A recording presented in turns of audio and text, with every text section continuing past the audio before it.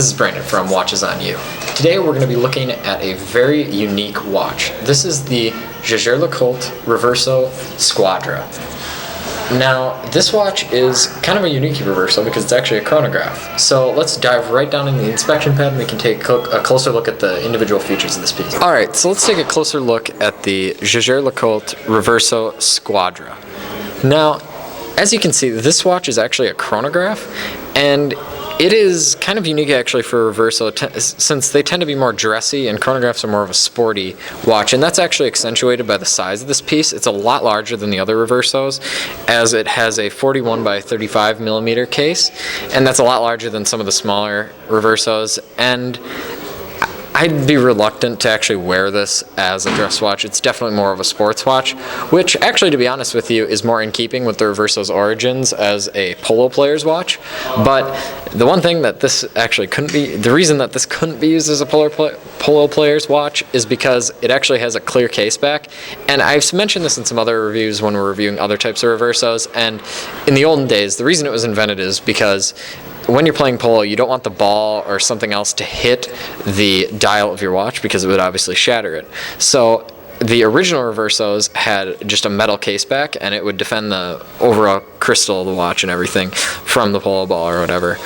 But this obviously can't have that because you can see the beautiful Jaeger-LeCoultre movement, and it's a hand-finished in-house movement. It's just beautifully made. But let's actually just go back to that chronograph feature, and I'll actually demonstrate how it works here. Now, to start the chronograph, you push the top pusher here, and then it starts and stops it. It's not a flyback chronograph, but it's just a normal one. But it still feels excellent when you push the buttons. It's actually, if you felt a Patek Philippe chronograph, the overall action of the chronograph pushers is exactly the same, I would say, where it doesn't push very far in. It's not really a thud. It's just a very gentle little click. And I'll reset the chronograph here by pushing the bottom pusher.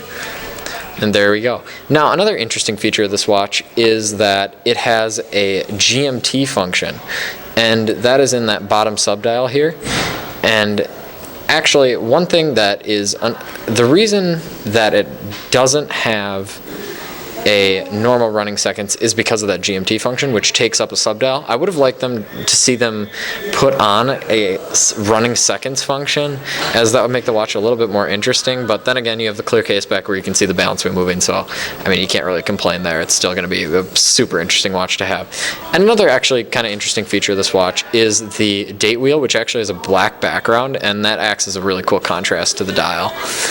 Overall, I really like this watch. I mean, again, I probably wouldn't wear it as a dress watch, although it does have a double deployment clasp, which is quite secure. It's, again, not to keep comparing it to Patek, but it's very similar to Patek's deployment clasps. I mean, that's what some people say, that JLC is basically Patek Philippe at a Rolex price, and I would actually have to agree with you here because, I mean, the one thing with JLC is you definitely want to buy them pre-owned if you are going to buy them, which is a great thing. Here at JB Hudson, this is available pre-owned.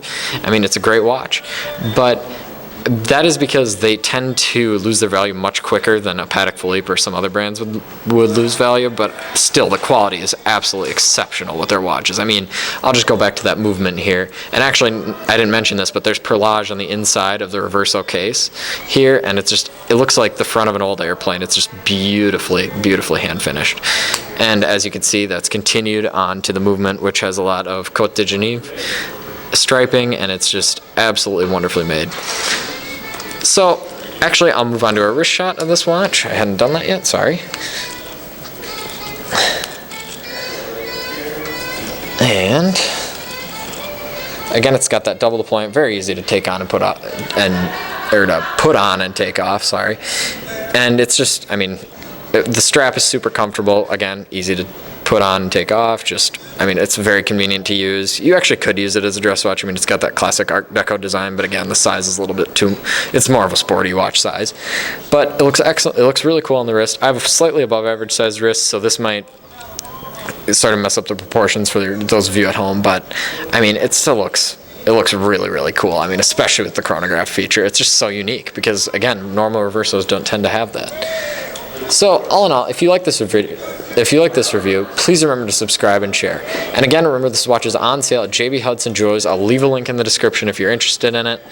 Thank you.